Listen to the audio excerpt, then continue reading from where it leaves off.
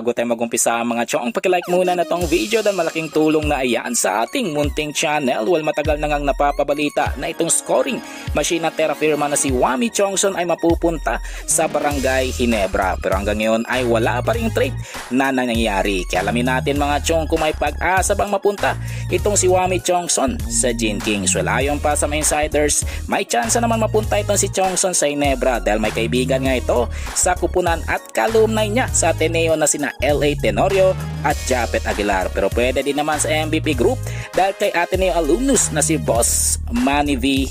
Pangilinan.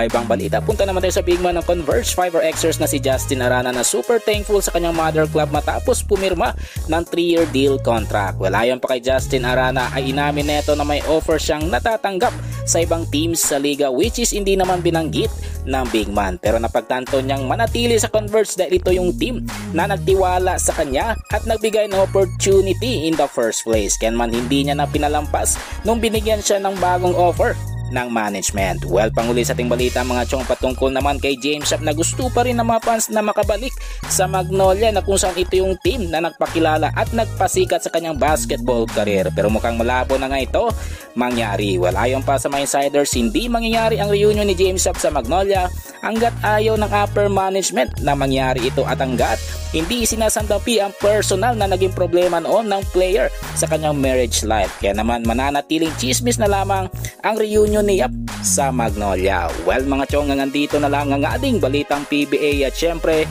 huwag kalimutan mag-subscribe at i-like itong video bilang pagsuporta. So this is Channel B once again.